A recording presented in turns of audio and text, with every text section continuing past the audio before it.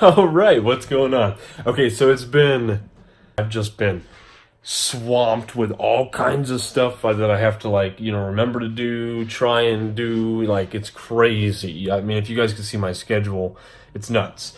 So I'm kind of getting into the swing of things and getting things down a little bit. But I have an exciting thing today. So I actually ordered a legit vlog camera. This is it.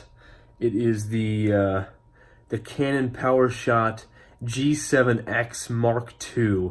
Don't know much about cameras, but this is supposed to be a good one. It's supposed to be a really good one. So I'm not gonna be using my phone anymore, which is gonna be super convenient because it's not gonna be taking up space on my phone.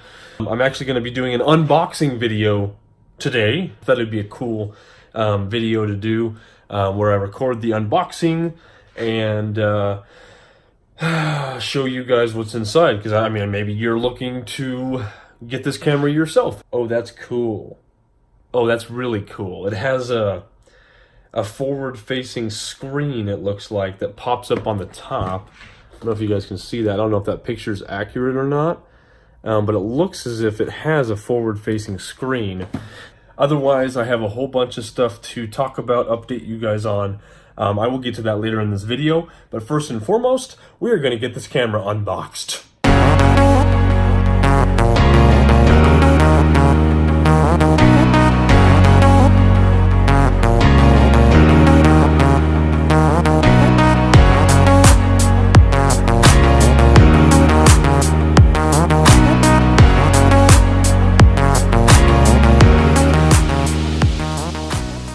All right. So we're good.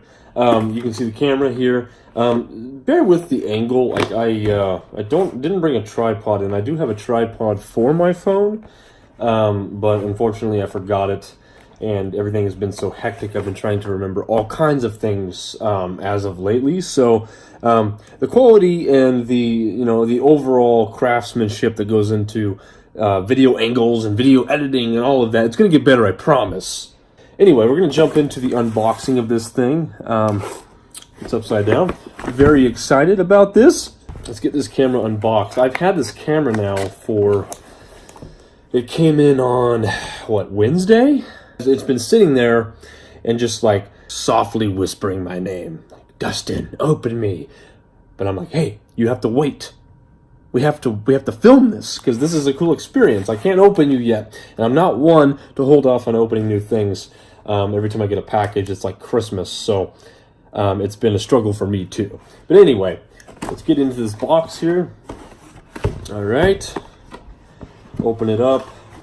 So at the top here, it looks like there is a warranty information. I do believe I got the factory warranty on it. So we'll get this stuff out of here. And then this is the instruction manual. Holy smokes, this is a big instruction manual for such a little camera.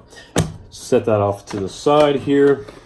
And then just some flaps that we will move aside here to reveal the nicely wrapped, I'm assuming, you know what, let's do, this is the camera, but we'll do that in just a second. Let's look at the cords and stuff that comes with it first. All right, cool. So here is the, let's see, the battery pack, or the battery charger here. Very nice. Standard camera battery charger. And here is the, let's see what's inside of here.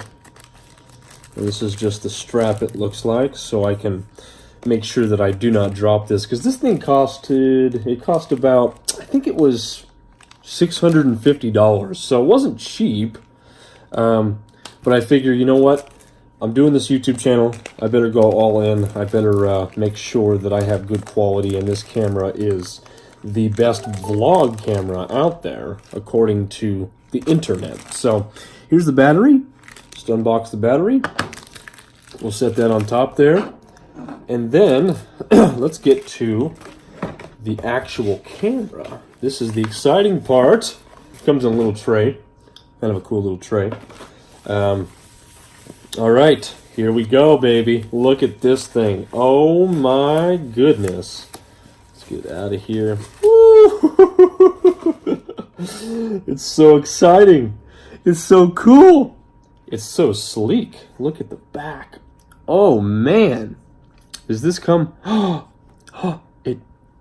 It looks like oh my gosh. Okay, so this flips down and you can use it, you know, the back display like this if you're looking at the rear of the camera, but it flips forward for a different angle, different perspective if you want to be, you know, I don't know if you have if you want to be looking at it from the underside maybe, or it flips up and faces towards you for the full vlog experience. This is so freaking cool. Oh my gosh. Okay, so let's put this down. Oh, you know what? We're gonna need an SD card for this thing. I didn't even think about that. Again, just an example of all of the things that I've had to think about last week coming into this new CEO position. It's a lot. I didn't even think to get an SD card with it, so I'm gonna have to go by the store. Okay, so then we're gonna put the battery in. I doubt it has any charge. I don't know. Maybe it does. Flip it up. All right, and then we'll try and power this puppy on. Oh my gosh. Okay, so date and time. I have to set the time and everything. Look at that. Oh man. Okay. So the next video you guys see is going to be recorded with this thing. And let me know below, because I was looking at like tripods or something to hold the camera with, as opposed to just trying to hold it with my hands and keep it steady, because I don't know if you can tell, but the last several videos holding my phone, I'm not the most steady handed individual in the world.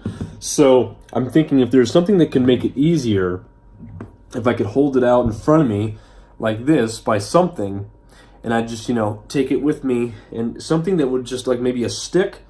I don't know. I've seen some things before where it's almost like a selfie stick, but it's more professional. Let me know if you know of anything like that, anything that I could use. Just leave the comments down below, and you know, maybe we can figure something out, because I don't imagine I'm going to be very steady-handed with this thing. You and I, buddy, we're going far together. Don't you worry, Cameron. All right, so that is the what is it called? The Canon PowerShot G7x Mark II.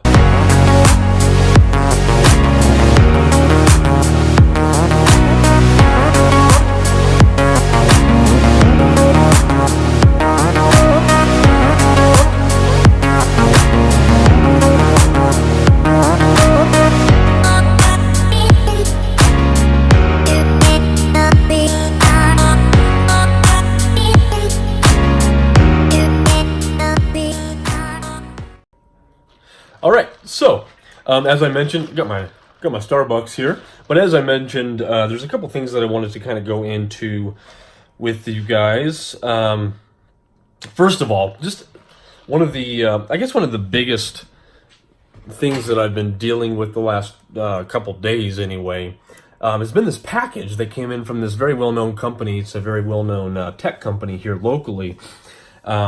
They just bought a couple of processors. We boxed them up, and me coming into the retail space, I've never really been in the retail space, right? So I'm responsible for not only increasing sales for the company, but ensuring that this store runs smoothly, right? And you know, everything works right. So I'm in charge of inventory and all of that, and it's a lot to try and take in and digest. But I'm getting there. I'm learning the processes that are currently in place. I have some ideas for some new processes that I want to implement, as far as all that goes. What I was originally telling you guys was we had a couple of processors ordered by a pretty large tech company here locally. And we had trouble identifying, well, we knew who the courier was for this company, right? So we reached out to the courier. The courier informed me that they had to get word now. This is like a 2-week-old process that they've just recently implemented. They had to get word from the actual company that ordered. This is like a third-party courier service, but from the actual company that ordered the package, that the billing was to them. So in other words, I couldn't tell them that information. Even though I knew that information, I couldn't say, hey, this company is, we're shipping to this company, and this company is the biller for the package. They needed to get that information from the company themselves, right? Now, sounds simple enough, but I couldn't get a hold of the company to be able to relay that information to the courier. So I'm like, okay, it's like a 20-minute drive from here. I will just drive the package down there myself, instead of trying to get people on the phone. And I mean, if you've ever tried to get people on the phone, you know how difficult it can be sometimes. So I drive down there. It's a huge campus. I'm walking all over the freaking place on this campus. I can't find where this package is supposed to go. I'm told to go to building A10. I'm told to go to building B15. Then, when I get to that building, they tell me to go somewhere else. So I'm walking across the campus, and finally I'm like, you know what? I'm not going to mess with this anymore. I will come down again, right? Tomorrow was my plan, so that would have been Thursday morning. Well, didn't have time Thursday morning, didn't have time Friday, so now it's Monday, and I still have to take that package down there. They still haven't gotten their package. I've heard no word. I've left messages for numerous people now at this point. Heard no word from them, so I'm going to have to figure out how I'm going to work that into my schedule today, because they need to get that package today. So just a little bit of insight into the craziness that a position like this can cause, right? So that's my calendar. It's getting full. I have all kinds of stuff on there. The company I came into has been very lucky in that, or very fortunate rather, in that they haven't had to do a whole lot of marketing, right? They've just grown organically, word of mouth, and they've been pretty successful. The first thing I want to do is start posting all of the built machines we have to the Facebook Marketplace.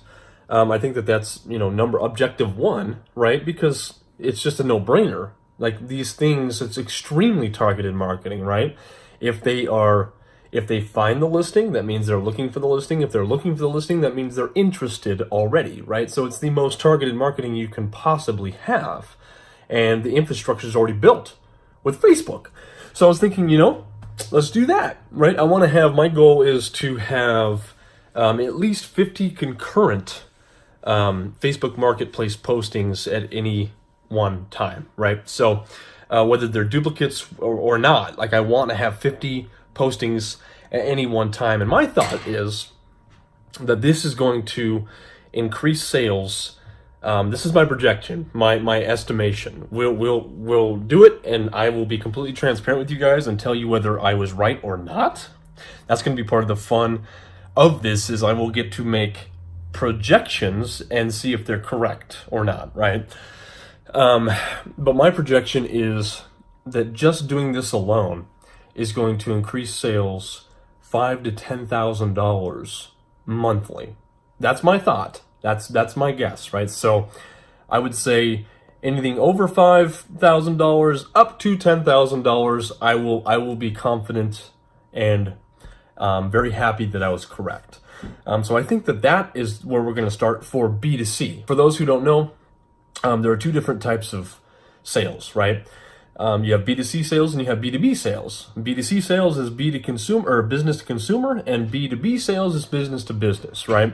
From what I understand, this company did a lot of business to business sales, B2B sales, years ago, and we've kind of lost our contracts over time with these other companies. I want to get back into that, 100%, right? But we have to focus on nurturing the current customers that we have, or consumers that we have, bringing in more consumers first, right? Because that's our bread and butter. That's where we have thrived the most. But B2B, business to business serving companies is where the money's at, right? Because we can get a contract with these companies for $200,000-$300,000 annually. So I want to focus on that, but I also, coming in here, I want to form processes that can be easily replicatable. That's number one, right?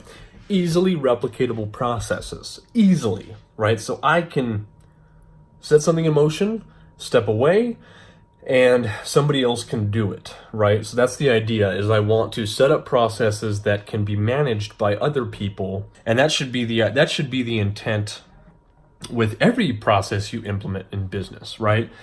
You want to be able to eventually hire someone or a team to manage that process that you've set forth.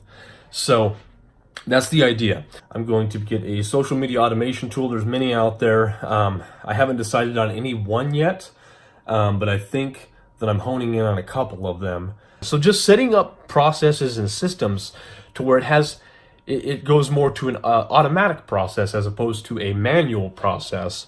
It's going to cut down on the workload a whole lot and overall increase business. But anyway, I'm jumping in. I'm doing the best I can. I am just slowly easing into this position. Some days it feels like it's more of a thrust, but it's nothing that I can't manage, and it's nothing that I would venture to guess most of the people watching this wouldn't be able to manage. So that's one of the biggest things that I want to promote here, is that if you want to do something, you need to first and foremost align yourself with the people that will allow that to happen for you, and go for it. Go for it. Take chances, because if you're not uncomfortable, if you're not in a position or doing something that makes you uncomfortable, you're not going to grow, right? And so secretly, I'm pretty, I don't want to say scared. I'm nervous. I have like a nervous energy right now coming in and trying to absorb everything and not only absorb everything, but figure out how it's going to work with my current processes. And the employees are a whole nother story. I'll have to talk about them another day because I just don't have time to. This video is probably going to be super long already. So like and subscribe, and I invite you to follow my journey.